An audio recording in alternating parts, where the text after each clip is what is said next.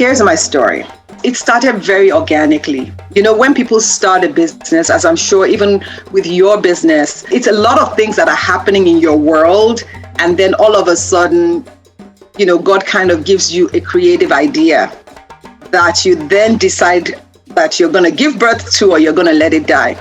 But for us, for me, my family, before my last born son was born, I had gone natural. And of course, there's something about when you go natural with your hair, right? You stop the relaxing and everything. Something switches in your brain. And all of a sudden, you start evaluating everything in your life.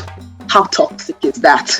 You know, is that, you know, it's like, yes, what did they put in that thing? You become this like an ingredient Nazi. You're reading everything and, you know, you become really paranoid about, you know, if people are trying to kill you or not. Well, I'm saying all that to say that it was a lot of things going on. And in my family, we've always had very dry skin. And with my youngest son, he had eczema.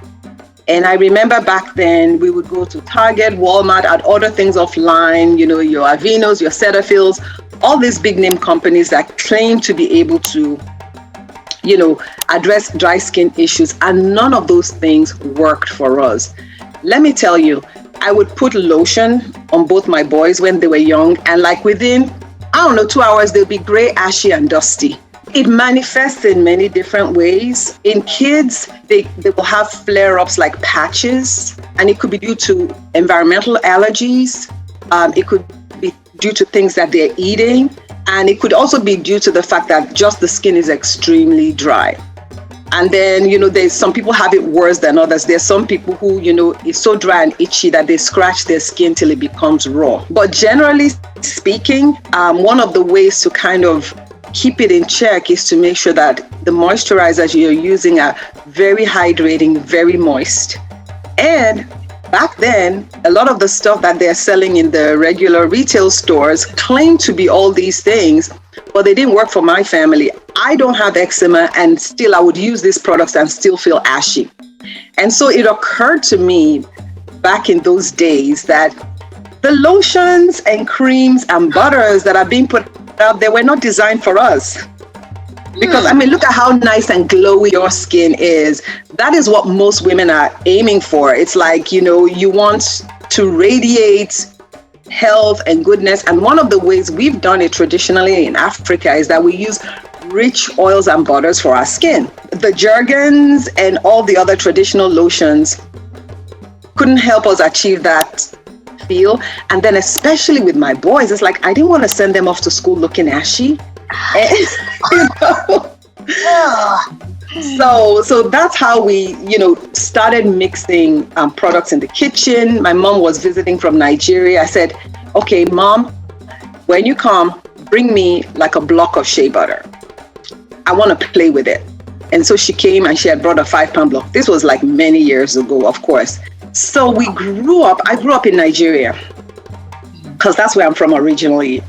I was born in the United Kingdom, but I grew up from age 5 to age 17 in Nigeria. And typically almost every Nigerian home has shea butter in it. We just take it for granted, you know. They use it for like a chest rub, you know, if you have like a cough and cold, you know, they'll put a little bit of maybe menthol or peppermint in it and use it as a chest rub. People use it for burns. People use it for beauty. And in the villages where the nuts and the butter are processed, the women use it for cooking. So the way they use it there, and I don't cook with it, I probably should. So in the villages, I mean, buying like other kinds of oil is not very accessible, but they've always traditionally used shea butter as the oil they use to saute, fry, and cook soups. And I'm sure it's super nutritious too. She brought me a block of shea butter. And Christie, I have to tell you, it wasn't even the best quality shea butter. It had bugs and all kinds of garbage in it. But we used it on the kid's skin. I used it on my youngest son, Tolua's eczema.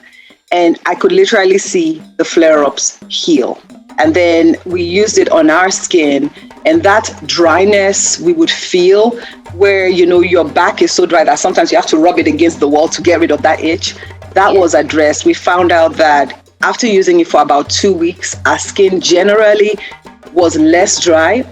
Only one application was necessary. necessary to really keep the skin looking good.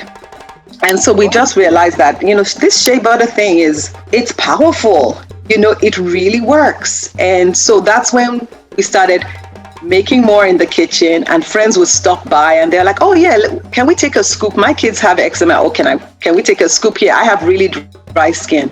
And so just making it available to friends and family in the early years was kind of how we got started.